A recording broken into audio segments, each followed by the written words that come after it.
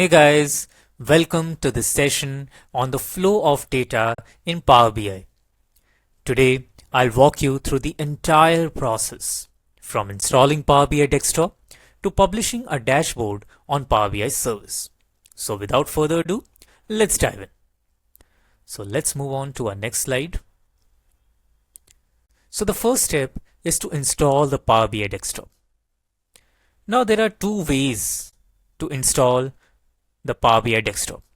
The first way is to install it from the official Power BI website, and the other way is to install it via the Microsoft Store. My personal preference is to install it from the Microsoft Store because that gives us regular automatic updates. So once installed, now you will see the Power BI interface in front of you where you can start building your dashboards, your reports for data visualization. As you can see here, I have attached a screenshot of the Microsoft Store. And since I have already installed the Microsoft Power BI Desktop, you can see Open written here. But anyone who is installing it for the first time, he or she will see the Install button there. Now let's move on to our next slide. Now the next step is to connect to a data source. Now what do you mean by connecting to a data source? Many of you might have heard about the term ETL. The term ETL stands for extract, transform, and load. So connecting to a data source is actually extracting our data from a particular source. That source can be an Excel workbook, a SQL server, or cloud services like Microsoft Azure and even social media platforms. So how we will connect to a data source? We will click on Get Data. In Power BI Desktop, we will click on Get Data, and once we click on Get Data, a Get Data dialog box appears, and boom! Here we can see the various data sources from where we can extract our data. That data source can be an Excel workbook, it can be a text or CSV file, it can be a folder, or it can be a PDF, it can be a SQL Server database, or it can be an Access database, and many other, right? Now let's move on to the next step. The next step comes the clean and the transformation of data. Now this step is performed by a third-party tool, which is the Power Query tool. The Power Query editor helps us to clean the data and to transform the data before we apply the visualization part and the modeling part, right? So in the Power Query editor, what all cleaning steps we can perform? We can remove duplicates, we can change the data types, we can merge the tables, we can apply calculations, and all these things can be done without even writing a single complex code. So as you can see from my screenshot here, I have a dummy data with me. I have the sales data table, the customer data table, and the product data table.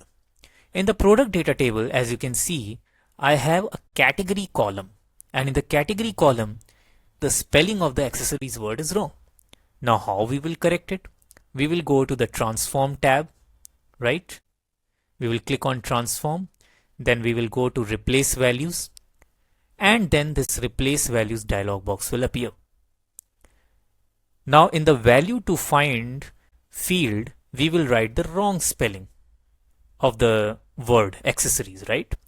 And then we have to replace it with the correct spelling of the word, that is ACCESS, right? And then we will click on OK. As soon as we click on OK, this wrong spelling will be replaced with the correct spelling in the category column. So this is how the transformation and the cleaning step is done, right? Now let's move on to our next slide. Now the next step comes the data modeling and building relationships, right? So after transforming the data, we define relationships between the tables. The Power BI desktop tool is so advanced that it automatically detects the relationships, but we can also create them manually.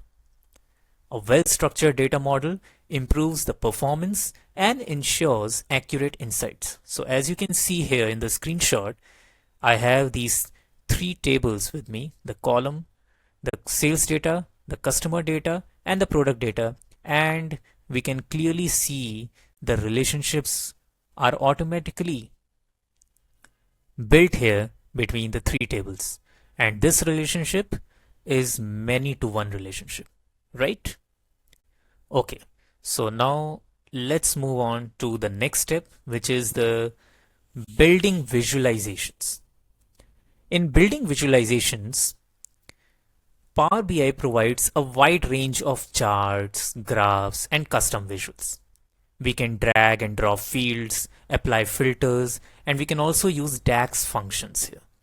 Now, DAX stands for Data Analysis Expressions. Why we use DAX? We use DAX to perform complex calculations and to gain more insights from the data, which Power BI tool cannot provide automatically. So here we use DAX functions. Like for example, in the screenshot here, I am calculating total sales of North region. So I have used a function calculate and I have used a function sum. And I have said that I have to calculate the sales amount, which is the column in the sales data table, and whose sales amount I have to calculate? I have to calculate the total sales of North region. So I have written region, which is the region column of sales data, equal to North. And this is how this DAX function helps me calculate the total sales of the North region. Okay, so now let's move on to our next step. And here we go. Now here we have the dashboard ready with us. Now here we can combine multiple reports into a single interactive dashboard by adding slicers, drill through actions, tooltips, and many more. And this is how our dashboard is in front of us. I have already built the dashboard to show you the step. Okay. So now let's move on to the next step. And now we can publish the Power BI dashboard. And how we will publish it? Here we can see the publish button. And as soon as we click on publish, it says to enter your email address. And this email address should actually be your work email address. It cannot be your normal Microsoft email address because that won't work. It has to be your work email address. So with work email address, we can publish our Power BI desktop to Power BI service, right?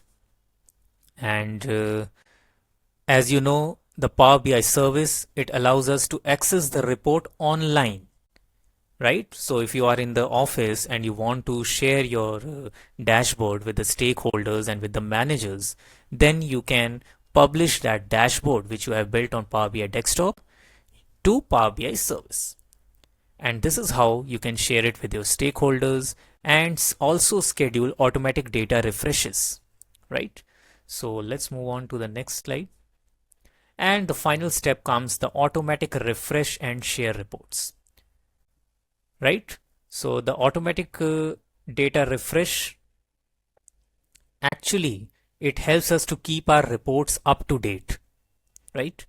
We can also share dashboards securely with teams and embed them in other websites or apps also.